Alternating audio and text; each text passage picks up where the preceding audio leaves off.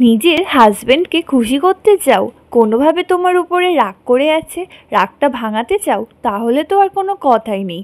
এই রেসিপিটি বানিয়ে নাও, দেখবে রাগ গলে যে কোথায় চলে গেছে বুঝতেই পারবে না।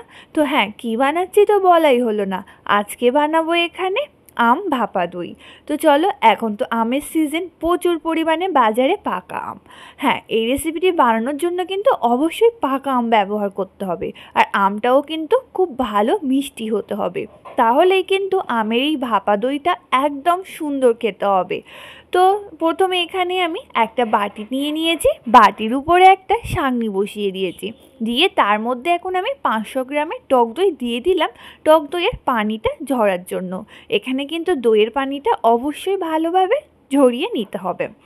এখন এখানে আমি আমটা নিয়ে নিয়েছি, একটা বড় সাইজের আম ব্যবহার করেছি, আপনারা চাইলে এখানে মিডিয়াম সাইজের আম নিলে দুটো নিতে পারে। তো আমটা কম বেশি আপনাদের উপর নির্ভর করছে, যেমন আমটা খেতে পছন্দ করেন তেমনভাবে এখানে নিয়ে নেবেন। এখন আমি আমটাকে খুব ভালোভাবে ছিলে নিয়েছি, ছিলে নেওয়ার পরে এখানে আমি আমটাকে কেটে নিচ্ছি। আমটা এখানে আমি রাফলি ছোট ছোট টুকরো করে কেটে নিচ্ছি। এখন এই আমটাকে একটা মিক্সির জারের মধ্যে নিয়ে নেব। এখন এখানে আমি মিক্সির জারের মধ্যে আমটাকে নিয়ে নিচ্ছি। আমটা একদম একটা স্মুথ পেস্ট এখানে কিন্তু তৈরি করতে হবে। আর আমটা কিন্তু নিতে নিতে আমের কালার দেখে কিন্তু আর লোভ সামলাতে পারলাম না, একটা খেয়েই ফেললাম। আমটা ছিল কিন্তু ভীষণ মিষ্টি, এটা কিন্তু আমার মায়ের গাছের আম ছিল। তো এখন আমি আমটার পেস্ট বানিয়ে নিয়েছি। অন্যদিকে আমার টক দইয়ের কিন্তু পানিটাও ঝরে গেছে।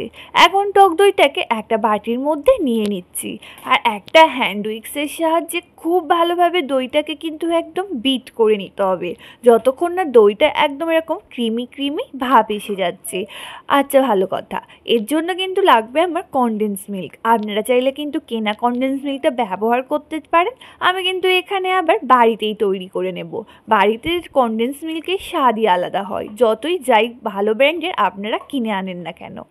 এখন এখানে আমি 2 কাপ পরিমাণে দুধ আর প্রায় এখানে 1/4 কাপ পরিমাণে চিনি নিয়ে নিয়েছি, নিয়ে ভালোভাবে নেড়ে চেড়ে দুধটাকে ফুটিয়ে নিচ্ছি। দুধটা গাঢ় করার জন্য বড় চামচ পরিমাণে মিল্ক পাউডার ব্যবহার করলাম, করে এখানে আমি ভালোভাবে এটাকে নেড়ে চেড়ে ফুটিয়ে নিচ্ছি। এটা যখন একদম এরকম নেমে গাঢ় হয়ে আসবে, কড়াইয়ের নিচে নেমে আসবে, তখন এটাকে গ্যাসের ফ্লেমটা অফ করে দেবেন। দেখবেন একটু পরে কিন্তু ঠান্ডা হয়ে আরও গাঢ় হয়ে গেছে।